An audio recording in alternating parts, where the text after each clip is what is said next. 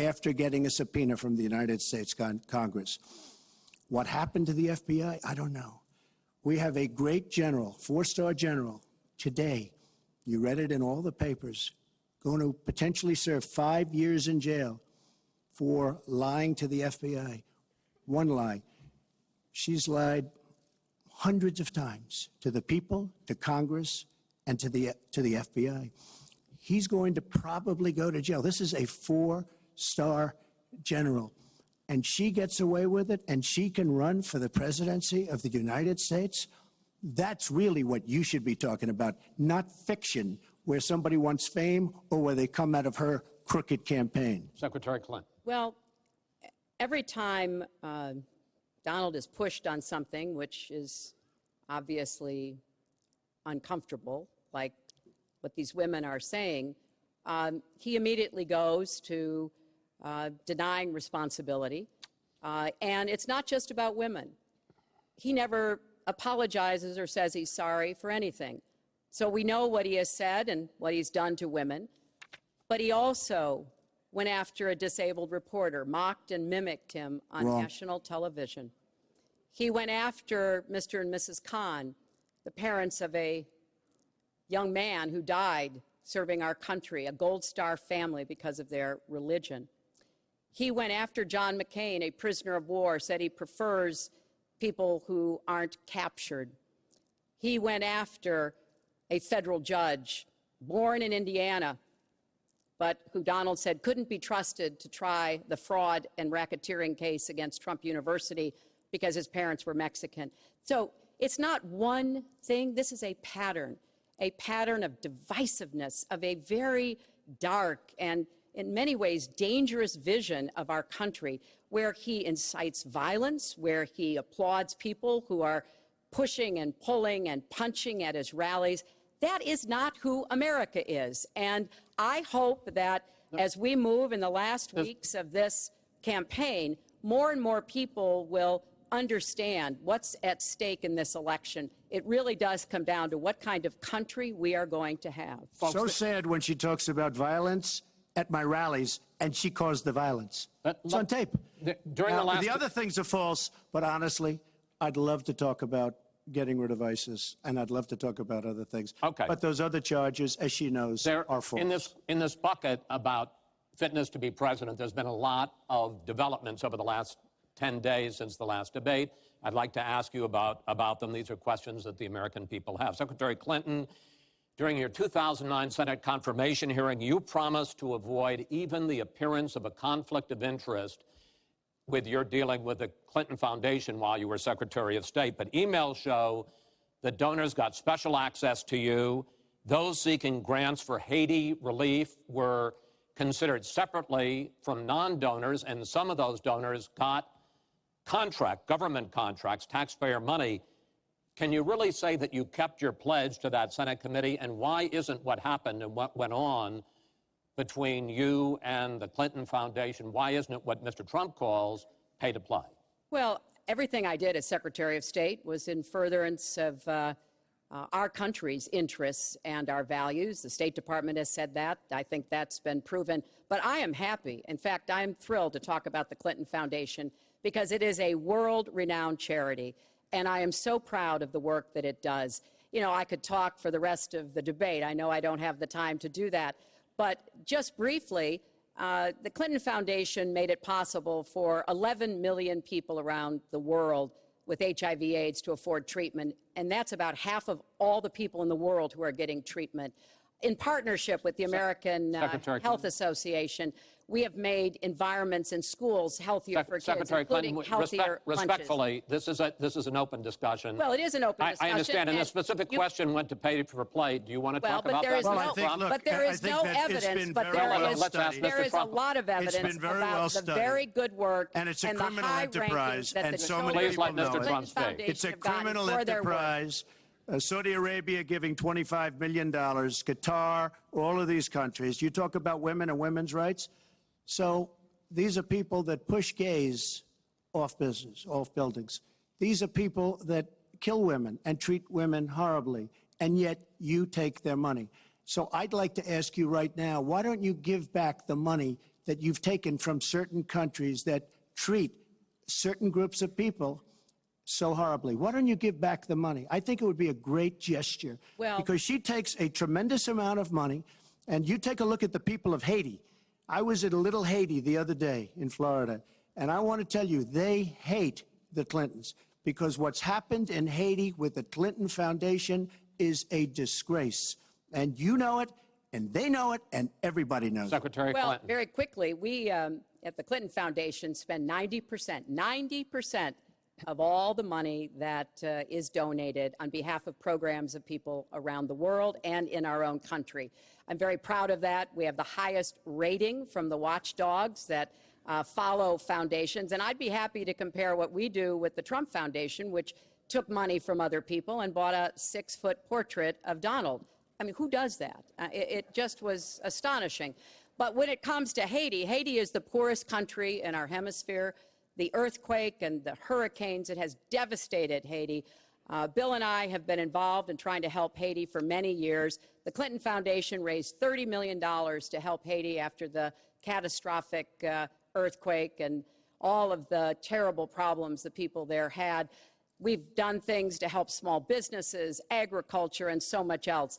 And we're going to keep working to help Haiti because it's an important part of the American They don't want you to help them anymore. I'd like to mention one thing. Trump Foundation, small foundation. People contribute. I contribute. The money goes 100% goes to different charities, including a lot of military. I don't get anything. I don't buy boats. I don't buy planes. What happens is the money goes out. Wasn't some of the money used to settle your lawsuit, sir? No, it was, we put up the American flag, and that's it. They put up the American flag. We fought for the right in Palm Beach to put up the American flag. There was a penalty that was imposed by Palm Beach County, and the money came from your foundation. And by the way, the money yourself, went to Fisher House, where they build houses. The money that you're talking about went to Fisher House, where they build houses for veterans and disabled. I want to get into one last... But of course, there's no way we can know whether any of that is true because he hasn't released his tax returns. He is the first candidate ever to run for president in the last 40-plus years who has not released his tax returns. So everything he says about charity or anything else, we can't prove it. You can look at our tax returns. We've got them all out there. But what is really troubling is that we learned in the last debate he has not paid a penny in federal income tax. And we were talking about immigrants a few minutes ago, Chris. You know, half of all immigrants, undocumented immigrants in our country, actually pay federal income tax. So we have undocumented immigrants in America who are paying more federal income tax than a billionaire. I find that let me just tell you very astonishing. Simply, we're entitled, because of the laws that people like her pass, to take massive amounts of depreciation and other charges, and we do it. And all of her donors, just about all of them, I know Buffett took hundreds of millions of dollars, Soros, George Soros, took hundreds of millions of dollars. Let me just explain. All of her donors, most of her donors have done the same thing as I did. Okay. Well, And you know what you should have done? Folks, we heard and this. You know, Hillary, what you should have done? You should have changed the law when you were a United States Senator. If Folks, you don't like we heard it. this. Yeah. Because your donors and your special interests are doing the same thing as I do, except even more so. Well, you should have changed the law, but you won't change the law because you take in so much money. I mean, I sat in my apartment today on a very beautiful hotel down the street, known as Trump. Made with Chinese steel. But I will tell you, I sat there watching ad after ad after ad, false ad, all paid for by your friends on Wall Street that gave so much money because they know you're going to protect them. And frankly, you should have changed the laws. If you don't like what I did, you should have changed the laws. Mr. Trump, I want to ask you about one last question in this topic. You have been warning at rallies recently that this election is rigged and that Hillary Clinton is in the process of trying to steal it from you. Your running mate, Governor Pence, pledged on Sunday that he and you, his words, will absolutely accept the result of this election. Today, your daughter Ivanka said the same thing. I want to ask you here on the stage tonight, do you make the same commitment that you will absolutely, sir, that you will absolutely accept the result of this election? I will look at it at the time. I'm not looking at anything now. I'll look at it at the time. What I've seen is so bad. First of all, the media is so dishonest and so corrupt and the pile-on is so amazing. The New York Times actually wrote an article about it that they don't even care.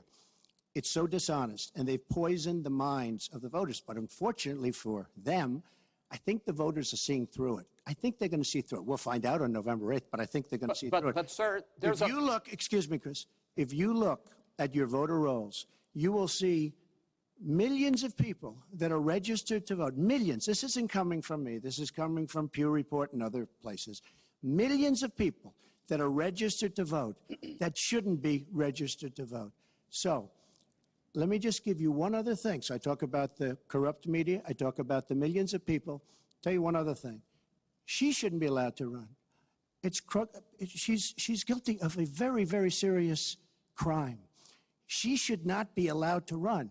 And just in that respect, I say it's rigged, because she should never, Chris, she should never have been allowed to run for the presidency based on what she did with emails and so many other things. But, sir, there is a tradition in this country. In fact, one of the prides of this country is the peaceful transition of power, and that no matter how hard fought a campaign is, that at the end of the campaign, that the loser concedes to the winner. Not saying that you're necessarily going to be the loser or the winner, but that the loser concedes to the winner, and that the country comes together in part for the good of the country.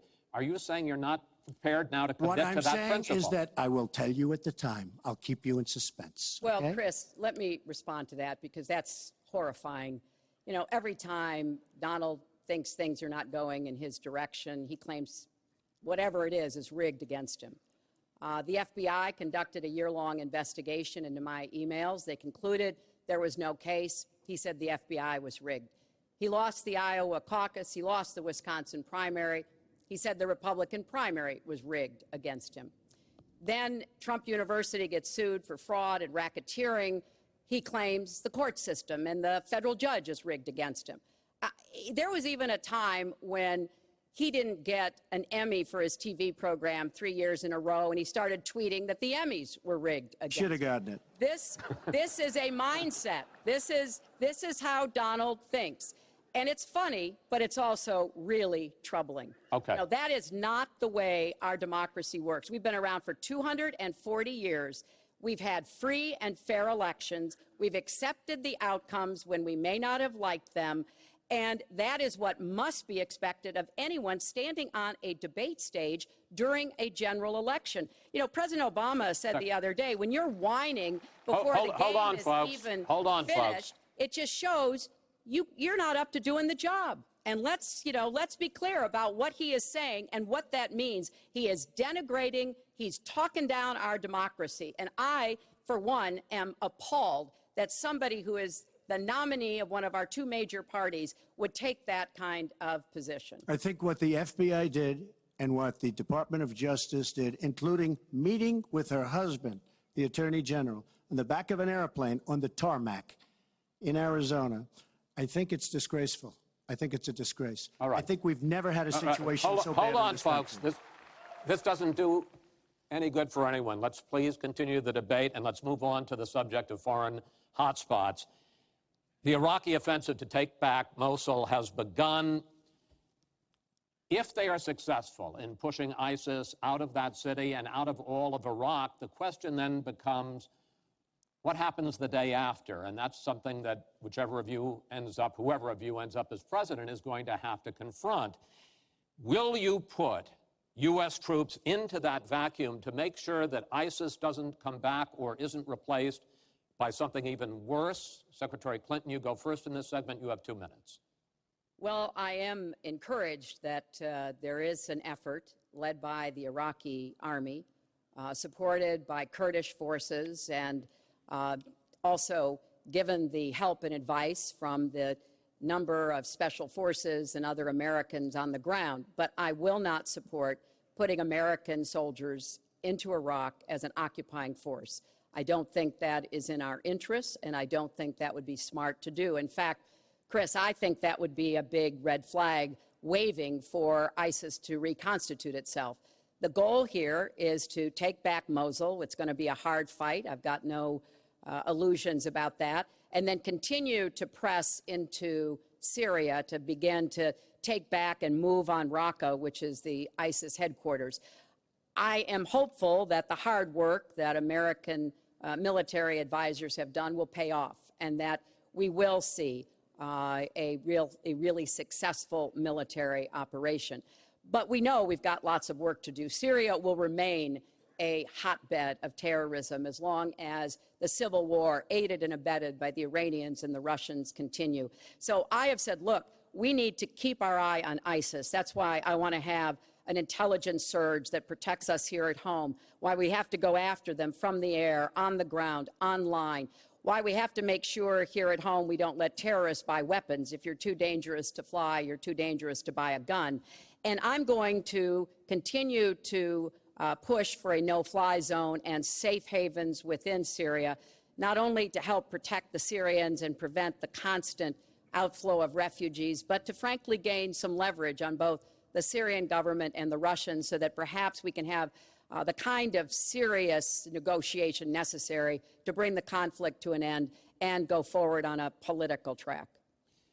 Mr. Trump, same question. If we are able to push ISIS out of Mosul and out of Iraq, would you be willing to put U.S. troops in there to prevent their return or something else? Let me tell you, Mosul's so sad. We had Mosul. But when she left, when she took everybody out, we lost fighting again to get Mosul. The problem with Mosul and what they wanted to do is they wanted to get the leaders of ISIS who they felt were in Mosul. About 3 months ago, I started reading that they want to get the leaders, and they're going to attack Mosul. Whatever happened to the element of surprise? Okay? We announced we're going after Mosul. I've been reading about going after Mosul now for about, how long is it, Hillary? 3 months? These people have all left. They've all left. The element of surprise. Douglas MacArthur, George Patton, spinning in their graves when they see the stupidity of our country. So we're now fighting for Mosul that we had. All she had to do is stay there. Now we're going in to get it. But you know who the big winner in Mosul is going to be after we eventually get it? And the only reason they did it is because she's running for the office of president. And they want to look tough. They want to look good. He violated the red line in the sand. And he made so many mistakes, made all mistakes. That's why we have the Great Migration. But she wanted to look good for the election. So they're going in. But who's going to get Mosul, really? We'll take Mosul eventually. By the way, if you look at what's happening, much tougher than they thought. Much, much tougher, much more dangerous, going to be more deaths than they thought. But the leaders that we wanted to get are all gone because they're smart. They said, what do we need this for? So Mosul is going to be a wonderful thing, and Iran should write us a letter of thank you, just like the really stupid, the stupidest deal of all time, a deal that's going to give Iran absolutely nuclear weapons. Iran should write us yet another letter saying thank you very much, because Iran, as I said many years ago, Iran is taking over Iraq, something they've wanted to do forever, but we've made it so easy for them. So we're now going to take Mosul, and you know who's going to be the beneficiary? Iran. Boy, are they making, I mean, they are outsmarting. Look, you're not there. You might be involved in that decision, but you were there when you took everybody out of Mosul and out of Iraq. You shouldn't have been in Iraq, but you did vote for it. You shouldn't have been in Iraq, but once you were in Iraq, you should have never left the way. The point is, the big winner is going to be Iran. Well, you know, once again, Donald is implying that he didn't support the invasion of Iraq. I said it was a mistake. I've said that years ago. He has consistently denied what is a very clear fact, that before the invasion, he supported it. And, you know, I just want everybody to go Google it. Google Donald Trump, Iraq, and you will see the dozens of sources which verify that he was for the invasion of Iraq. And you can actually hear the audio of him saying that. Now, why does that matter? Well, it matters because he has not told the truth about that position. I guess he believes it makes him look better now to contrast with me because I did vote for it. But what's really important here is to understand all the interplay. Mosul is a Sunni city. Mosul is on the border of Syria. And yes, we do need to go after Baghdadi, and just like we went after bin Laden while you were doing Celebrity Apprentice, and we brought him to justice. We need to go after the leadership, but we need to get rid of them, get rid of their fighters. They're estimated several thousand fighters in Mosul. They've been digging underground. They've been prepared to defend. It's going to be tough fighting, but I think we can take back Mosul, and then we can move on into Syria and take back Raqqa. This is what we have to do. I'm just amazed that he seems to think that the Iraqi government and our allies and everybody else launched the attack on Mosul to help me in this election. But that's how Donald thinks, you know. He always is looking for some Chris, we don't gain anything. He has all these Iran is taking over Iraq. Secretary Clinton, Iran is taking over Iraq. We don't gain Secretary anything. Clinton, We would have gained if they did it by surprise. Wait. Secretary Clinton, it's an open discussion. Secretary. We would have gained if they did it by Secretary, surprise. please They let did not Mr. do Trump that. speak. He's unfit, Go ahead. and he proves it every time You he are the talks. one that's unfit. You know, WikiLeaks just actually came out. John Podesta said some horrible things about you, and boy, was he right. He said some beauties. And, you know, Bernie Sanders, he said you have bad judgment. You do. And if you think that going into Mosul, after we let the world know we're going in, and all of the people that we really wanted, the leaders, they're all gone. If you think that was good, then you do. Now, John Podesta said you have terrible instincts. Bernie Sanders said you have bad judgment. I agree with both. Well, you should ask Bernie Sanders who he's supporting for president, and he has said, Which is as a he big has mistake. campaigned for me around the country, you are the most dangerous person to run for president in the modern history of America. I think he's right. Let's turn to Aleppo. Mr. Trump, in the last debate, you were both asked about the situation in the Syrian city of Aleppo, and I want to follow up on that because you said several things in that debate which were not true, sir. You said that Aleppo has basically fallen. In fact, there are. It's a catastrophe. It is a catastrophe, but there are a quarter. Have you seen it? Have you seen it? Sir, have you seen what's happened to Aleppo? If I might finish my question. Okay, so it hasn't fallen. Take a look at it. Well, there are 250,000 people still living there and being slaughtered. That's right. You also and said, they are being slaughtered because of bad decisions. If I may just finish here.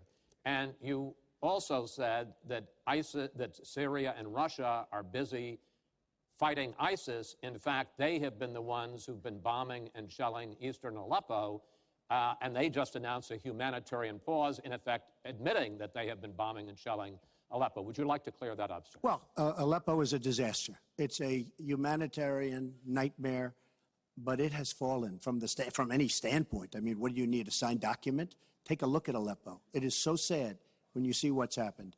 And a lot of this is because of Hillary Clinton, because what's happened is by fighting Assad, who turned out to be a lot tougher than she thought, and now she's going to say, oh, he loves Assad. He's just much tougher and much smarter than her and Obama. And everyone thought he was gone 2 years ago, 3 years ago. He aligned with Russia. He now also aligned with Iran, who we made very powerful. We gave them $150 billion back. We give them $1.7 billion in cash. I mean cash, bundles of cash as big as this stage. We gave them $1.7 billion. Now, they have he has aligned with Russia and with Iran. They don't want ISIS, but they have other things because we're backing rebels. We don't know who the rebels are. We're giving them lots of money, lots of everything. We don't know who the rebels are. And when and if, and it's not going to happen because you have Russia and you have Iran now, but if they ever did overthrow Assad, you might end up with as bad as Assad is, and he's a bad guy. But you may very well end up with worse than Assad. If she did nothing, we'd be in much better shape. And this is what's caused the Great Migration, where she's taken in tens of thousands of Syrian refugees who probably, in many cases, not probably, who are definitely, in many cases, ISIS aligned, and we now have them in our country, and wait till you see, this is going to be the great Trojan horse, and wait till you see what happens in the coming years. Lots of luck, Hillary. Thanks a lot for doing a great job. Secretary Clinton, you have talked about, and in the last debate and again today, that you would impose a no-fly zone to try to protect the people of Aleppo and to stop the killing there. President Obama has refused to do that because he fears it's going to draw us closer or deeper into the conflict.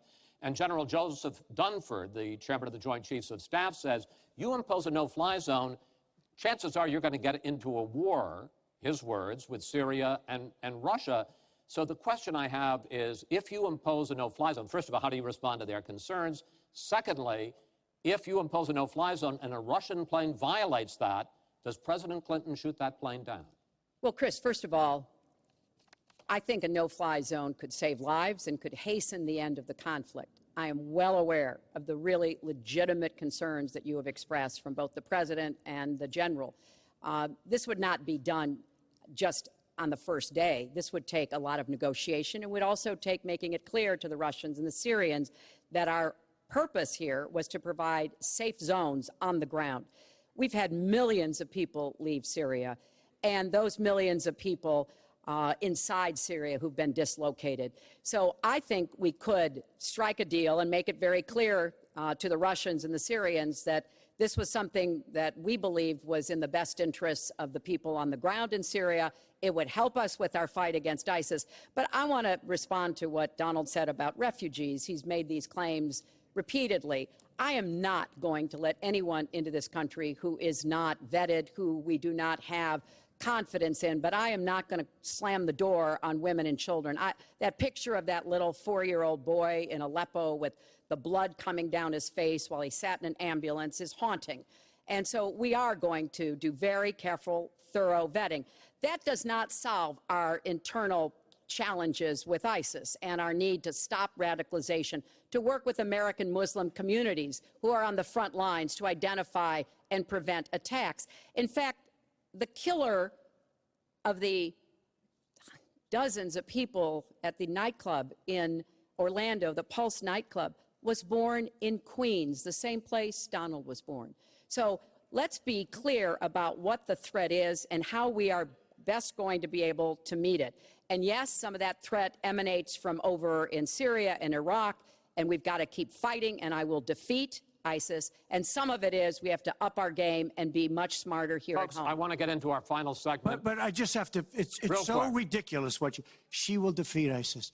We should have never let ISIS happen in the first place. And right now they're in 32 countries. Okay. You should have never. Wait 1 second. They had a ceasefire 3 weeks ago. A ceasefire, United States, Russia, Syria. And during the ceasefire, Russia took over vast swatches of land. And then they said, we don't want the ceasefire anymore. We are so outplayed on missiles, on ceasefires. They are outplayed. Now, she wasn't there. I assume she had nothing to do with it. But our country is so outplayed by Putin and Assad and, by the way, and by Iran. Nobody can believe how stupid our leadership is. Mr. Trump, Secretary Clinton, no, we need to move on to our final segment, and that is the national debt, which has not been discussed until tonight. Our national debt as a share of the economy, our GDP, is now 77%. That's the highest since just after World War II. But the Nonpartisan Committee for a Responsible Federal Budget says, Secretary Clinton, under your plan, debt would rise to 86% of GDP over the next 10 years. Mr. Trump, under your plan, they say it would rise to 105% of GDP over the next 10 years. Question is, why are both of you ignoring this problem? Mr. Trump, you go first. Well, I say they're wrong because I'm going to create tremendous jobs. And we're bringing GDP from really 1%, which is what it is now. And if she got in, it'll be less than 0. But we're bringing it from 1% up to 4%. And I actually think we can go higher than 4%. I think you can go to 5 or 6%. And if we do, you don't have to bother asking your question because we have a tremendous machine. We will have created a tremendous economic machine once again. To do that, we're taking back jobs. We're not going to let our companies be raided by other countries where we lose all our jobs. We don't make our product anymore. It's very sad. But I'm going to create the kind of a country that we were from the standpoint of industry. We used to be there. We've given it up. We've become very, very sloppy. We've had people that are political hacks making the biggest deals in the world, bigger than companies. You take these big companies, these trade deals are far bigger than these companies. And yet we don't use our great leaders, many of whom back me and many of whom back Hillary, I must say. But we don't use those people. Those are the people, these are the greatest negotiators in the world. We have the greatest business people in the world. We have to use them to negotiate our trade deals. We use political hacks. We use people that get the position because they made a campaign contribution. And they're dealing with China and people that are very much smarter than they are. So we have to use our great people. But with that being said, we will create an economic machine, the likes of which we haven't seen in many decades. And people, Chris, will again go back to work, and they'll make a lot of money, and we'll have companies that will grow and expand and start from new. Secretary Clinton. Well, first, when I hear Donald talk like that and know that his slogan is "Make America Great Again," I wonder when he thought America was great. And before he rushes and says, you know, before you and President Obama were there, I think it's important to recognize that he has been criticizing our government for decades. You know, back in 1987, he took out a $100,000 ad in the New York Times during the time when President Reagan was president and basically said exactly what he just said now, that we were the laughing stock of the world. He was criticizing President Reagan. This is the way Donald thinks about himself, puts himself into, you know, the middle and says, you know, I alone can fix it, as he said on the convention stage. But if you look at the debt, which is the issue you asked about, Chris, I pay for everything I'm proposing. I do not add a penny to the national debt. I take that very seriously because I do think it's one of the issues we've got to come to grips with. So when I talk about how we're going to pay for education, how we're going to invest in infrastructure, how we're going to get the cost of prescription drugs down, and a lot of the other issues that people talk to me about all the time, I've made it very clear we are going where the money is. We are going to ask the wealthy and corporations to pay their fair share. And there is no evidence whatsoever that that will slow down or diminish our growth. In fact, I think just the opposite. We'll have what economists call middle-out growth. We've got to get back to rebuilding the middle class, the families of America. That's where growth will come from. That's why I want to invest in you. I want to invest in your family. And I think that's the smartest way to grow the economy, to make the economy fairer. And we just have a big disagreement about this. It may be because of our experiences. You know, he started off with his dad as a millionaire. I started off with my dad as a small businessman. We've heard this before. I think it's, you know, it's a difference that affects how we see the world and what we want to do with the economy. Time. Thank you, Hillary. Could I just respond? Well, no. Because sir, I did we're running out of disagree with time. Ronald Reagan very strongly on trade. I disagreed with him. We should have been much tougher on trade even then. I've been waiting for years. Nobody does it right. And frankly, now we're going to do it right. All right. The one last area I want to get into with you in this debate is the fact that the biggest driver of our debt is entitlements, which is 60% of all federal spending. Now, the Committee for Responsible Federal Budget has looked at both of your plans, and they say neither of you has a serious plan that is going to solve the fact that Medicare is going to run out of money in the 2020s, Social Security is going to run out of money in the 2030s, and at that time, recipients are going to take huge cuts in their benefits. So, in effect, the final question I want to ask you in this regard is, and let me start with you, Mr. Trump, would President Trump make a deal to save Medicare and Social Security that included both tax increases and benefit cuts, in effect, a grand bargain on entitlements? I'm cutting taxes. We're going to grow the economy. It's going to grow at a record rate. But that's not going to help on entitlements. It's going to totally help you. And one thing we have to do, repeal and replace the disaster known as Obamacare. It's destroying our country. It's destroying our businesses, our small business, and our big businesses. We have to repeal and replace Obamacare. You take a look at the kind of numbers that will cost us in the year 17. It is a disaster if we don't repeal and replace. Now, it's probably going to die of its own weight, but Obamacare has to go. The premiums are going up 60, 70, 80%. Next year, they're going to go up over 100%. And I'm really glad that the premiums have started. At least the people see what's happening, because she wants to keep Obamacare and she wants to make it even worse. And it can't get any worse. Bad health care at the most expensive price. We have to repeal and replace Obamacare. And Secretary Clinton, same question, because at this point, Social Security and Medicare are going to run out, the trust funds are going to run out of money. Will you, as president, will you consider a grand bargain, a deal that includes both tax increases and benefit cuts to try to save both programs? Well, Chris, I am on record as saying that we need to put more money into the Social Security Trust Fund. That's part of my commitment to raise taxes on the wealthy. My Social Security payroll contribution will go up, as will Donald's, assuming he can't figure out how to get out of it.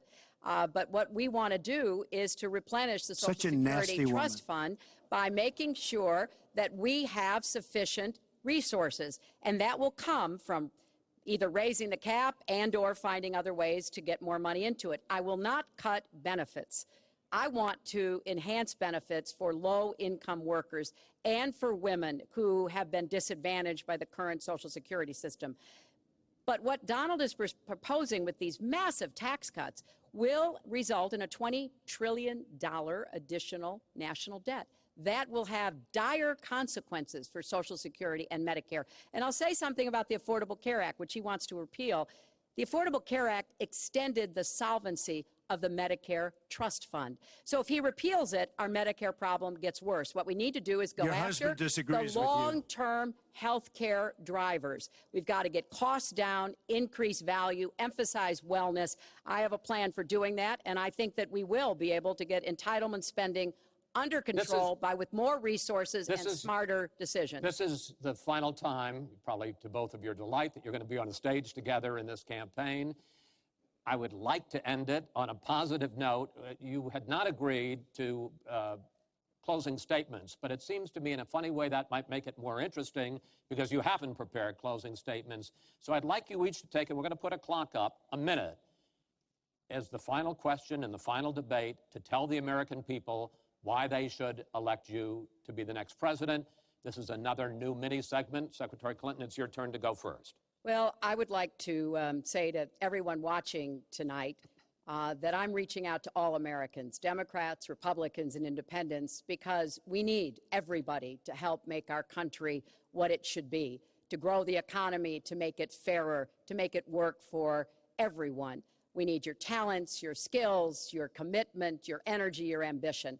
You know, I've been privileged to see the presidency up close, and I know the awesome responsibility of protecting our country and the incredible opportunity of working to try to make life better for all of you. I have made the cause of children and families really my life's work. That's what my mission will be in the presidency. I will stand up for families against powerful interests, against corporations. I will do everything that I can to make sure that you have good jobs with rising incomes, that your kids have good educations from preschool through college. I hope you will give me a chance to serve as your president. Secretary Clinton, thank you. Mr. Trump? She's raising the money from the people she wants to control. It doesn't work that way. But when I started this campaign, I started it very strongly. It's called Make America Great Again. We're going to make America great. We have a depleted military. It has to be helped, has to be fixed. We have the greatest people on earth in our military. We don't take care of our veterans. We take care of illegal immigrants, people that come into the country illegally, better than we take care of our vets. That can't happen. Our policemen and women are disrespected. We need law and order, but we need justice too. Our inner cities are a disaster. You get shot walking to the store. They have no education. They have no jobs. I will do more for African Americans and Latinos than she can ever do in 10 lifetimes. All she's done is talk to the African Americans and to the Latinos. But they get the vote, and then they come back. They say, we'll see you in 4 years. We are going to make America strong again, and we are going to make America great again, and it has to start now. We cannot take 4 more years of Barack Obama, and that's what you get when you get her. Thank you both. Secretary Clinton, hold on just a moment, folks. Secretary Clinton, Mr. Trump, I want to thank you both for participating in all 3 of these debates. That brings to an end this year's debate sponsored by the Commission on Presidential Debates. We want to thank the University of Nevada, Las Vegas, and its students for having us. Now the decision is up to you. While millions have already voted, Election Day, November 8th, is just 20 days away. One thing everyone here can agree on, we hope you will go vote. It is one of the honors and obligations of living in this great country. Thank you and good night.